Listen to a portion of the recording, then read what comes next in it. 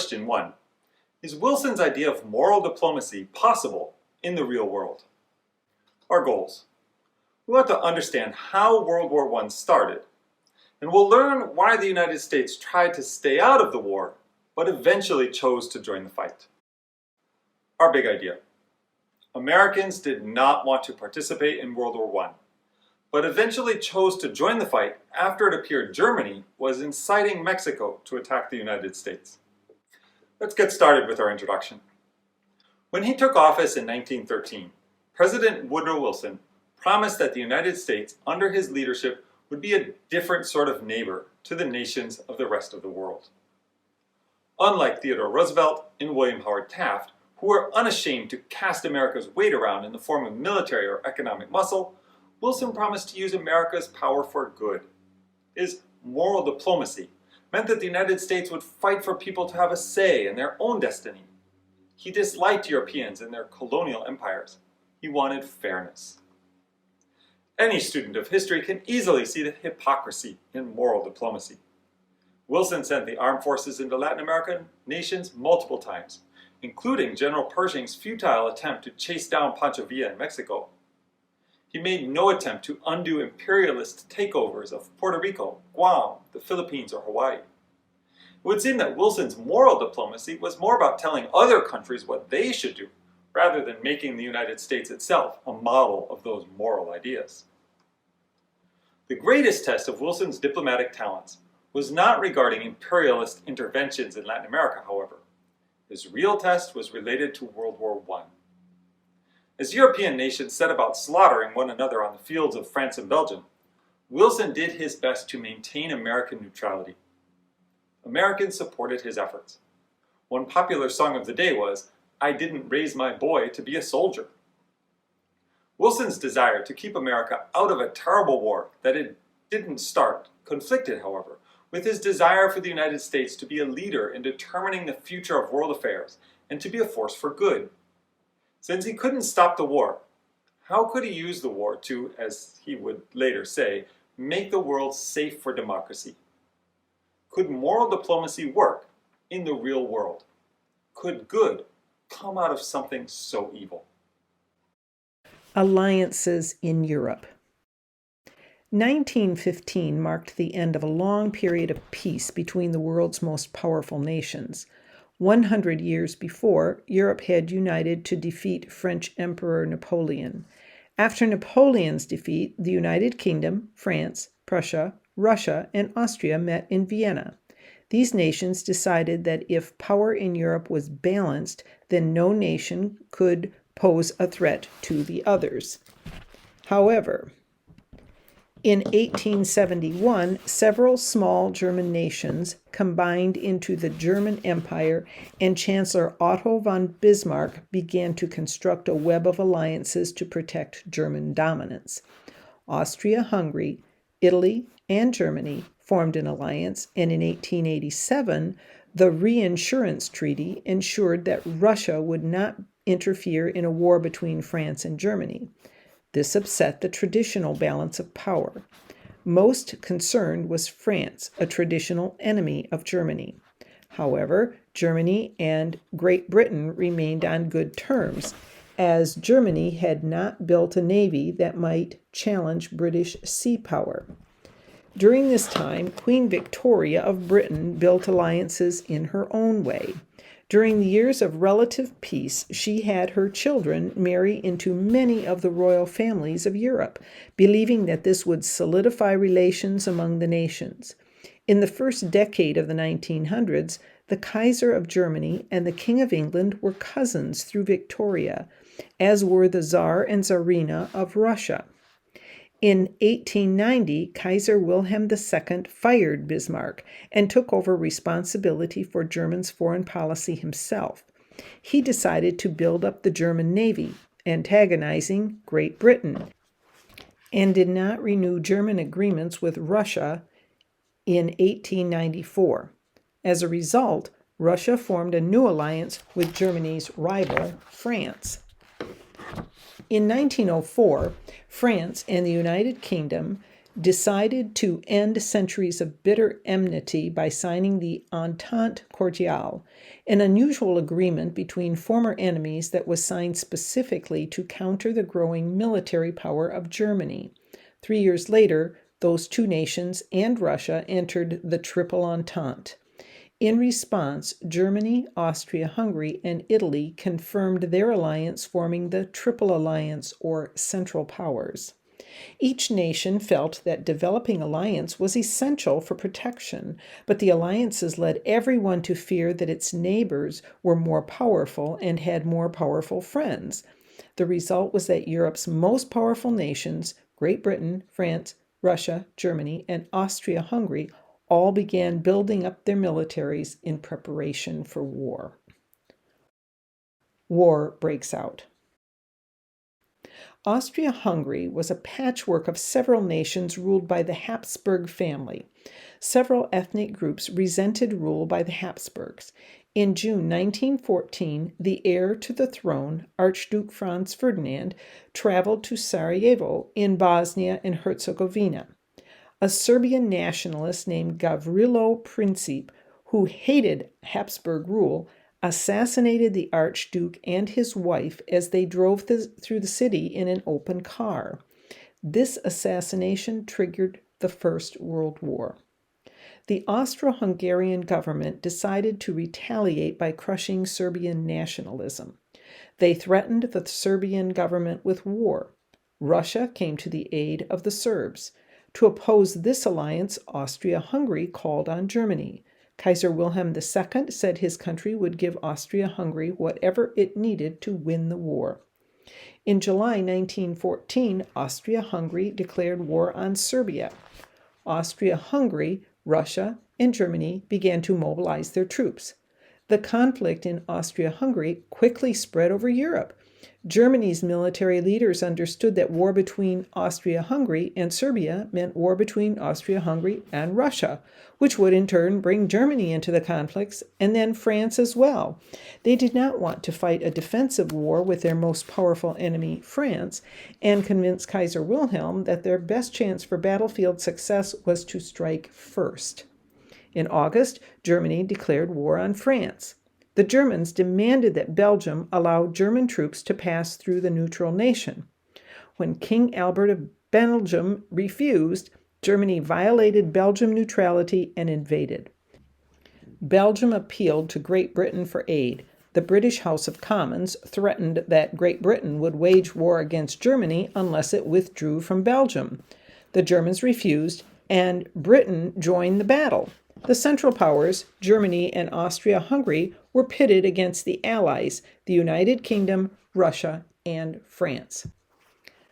The technologies of war. The Great War, as it was called, was unlike any war that came before it. In previous European conflicts, troops typically faced each other on open battlefields, but these wars had occurred before the Industrial Revolution. World War I saw new military technologies that turned war into a conflict of prolonged trench warfare in which the enemies dug long lines of defense and faced each other across a decimated no man's land. Both sides used new artillery, tanks, airplanes, machine guns, barbed wire, and eventually poison gas. All of these weapons strengthened defenses and turned each military offense into barbarous sacrifices of tens of thousands of lives with minimal territorial advances in return. By the end of the war, the total military death toll was 10 million, as well as another million civilian deaths attributed to military action and another 6 million civilian deaths caused by famine, disease, or other catastrophes brought about by the conflict. One terrifying new piece of technological warfare was the German Unterseeboot, German for undersea boat or U-boat. To limit Germany's industrial capability during the war, Britain had blockaded German ports with its superior navy. In 1915, in an effort to break the British blockade and turn the tide of the war, the Germans dispatched a fleet of these submarines around Great Britain to attack both merchant and military ships. The U-boats acted in direct violation of international law, attacking without warning from beneath the water instead of surfacing and permitting the surrender of civilians or crew. By 1918, German U-boats had sunk nearly 5,000 vessels. Of greatest historical note was the attack on the British passenger ship Lusitania on its way from New York to Liverpool on May 7, 1915. The German embassy in the United States had announced that this ship would be subject to attack for its cargo of ammunition, an allegation that later proved accurate. Nonetheless, almost 1,200 civilians died in the attack, including 128 Americans. The attack horrified the world, galvanizing support in England and beyond for the war. This attack, more than any other event, tested President Wilson's desire to stay out of what had been a largely European conflict. American neutrality. Despite the loss of American lives on the Lusitania, President Wilson stuck to his path of neutrality in Europe's escalating war, in part out of moral principle, in part as a matter of practical necessity, and in part for political reasons. Few Americans wished to participate in the devastating battles that ravaged Europe, and Wilson did not want to risk losing his re-election by ordering an unpopular military intervention. For Wilson, the conflict did not reach the threshold of a moral imperative for American involvement. It was largely a European affair involving numerous countries with whom the United States wished to maintain working relations. In his message to Congress in 1914, the president noted, quote, "Every man who really loves America will act and speak in the true spirit of neutrality, which is the spirit of impartiality and fairness and friendliness to all concerned," unquote. Wilson understood that he was already looking at a difficult re-election campaign in 1916. He had only won the 1912 election with 42% of the popular vote and likely would not have been elected at all had Roosevelt not come back as a third-party candidate to run against his former protege, Taft. Wilson felt pressure from all different political constituents to take a position on the war, yet he knew that elections were seldom won with a campaign promise of, "If elected, I will send your sons to war." Facing pressure from some businessmen and other government officials who felt that the protection of America's best interests required a stronger position in defense of the Allied forces, Wilson agreed to a preparedness campaign in the year prior to the election. This campaign included the passage of the National Defense Act of 1916, which more than doubled the size of the Army to nearly 225,000, and the Naval Appropriations Act of 1916, which called for the expansion of the Navy, including battleships, destroyers, submarines, and other ships. As the 1916 election approached, the Republican Party hoped to capitalize on the fact that Wilson was making promises that he would not be able to keep. They nominated Charles Evans Hughes, a former governor of New York and sitting Supreme Court justice at the time of his nomination.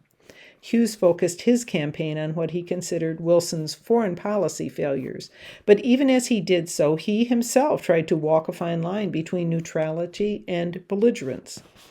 In contrast, Wilson and the Democrats capitalized on neutrality and campaigned under the slogan, "He kept us out of war."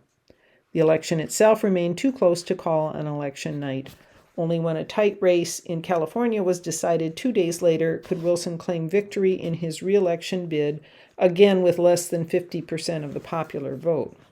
Despite his victory based upon a policy of neutrality, Wilson would find true neutrality a difficult challenge. Several different factors pushed Wilson, however reluctantly, toward the inevitability of American involvement. Going to war. It is hard to point to one key factor that made President Wilson and the American people change their mind about joining the war. One key factor driving American engagement was economics. Great Britain was the country's most important trading partner, and the Allies as a whole relied heavily on American imports from the earliest days of the war.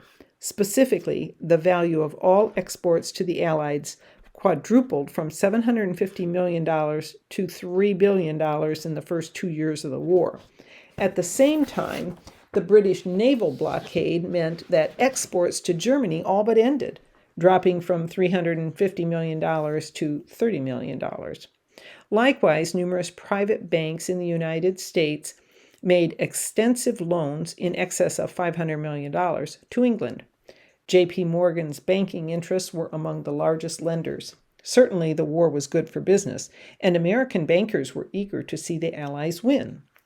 Another key factor in the decision to go to war were the deep ethnic divisions between native-born Americans and recent immigrants. For those of Anglo-Saxon descent, the nation's historic and ongoing relationship with Great Britain was paramount, but many Irish Americans resented British rule over their place of birth and opposed support for the world's most expansive empire. Millions of Jewish immigrants had fled anti-Semitic pogroms in Tsarist Russia and would have supported any nation fighting against that authoritarian state. German Americans saw their nation of origin as a victim of British and Russian aggression and a French desire to settle old scores, whereas immigrants from Austria-Hungary and the Ottoman Empire were mixed in their sympathies for the old monarchies or ethnic communities that these empires suppressed. For interventionists, this lack of support for Great Britain and its allies among recent immigrants only strengthened their conviction. Germany's use of submarine warfare also played a role in challenging American neutrality.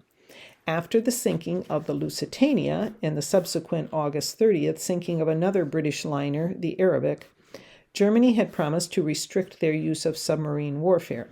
Specifically, they promised to surface and visually identify any ship before they fired, as well as permit civilians to evacuate targeted ships. Instead, in February 1917, Germany intensified their use of submarines in an effort to end the war quickly before Great Britain's naval blockades starved them out of food and supplies.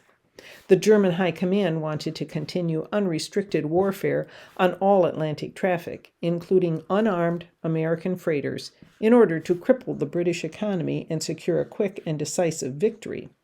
Their goal was to bring an end to the war before the United States could intervene and tip the balance. In February 1917, a German U-boat sank the American merchant ship the Laconia, killing 2 passengers, and in late March sunk 4 more American ships.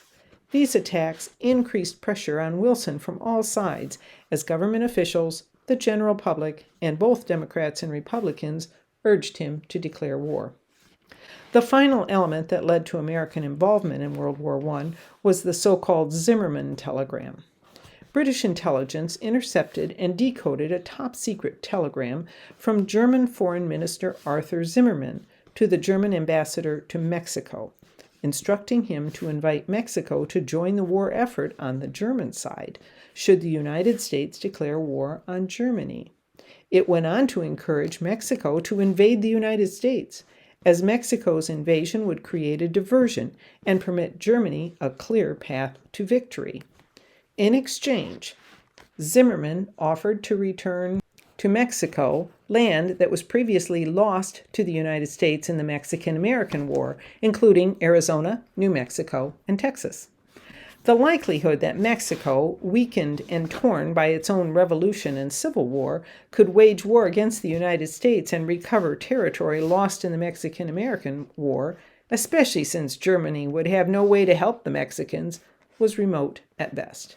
However, combined with Germany's unrestricted use of submarine warfare and the sinking of American ships, the Zimmermann telegram made a powerful argument for a declaration of war.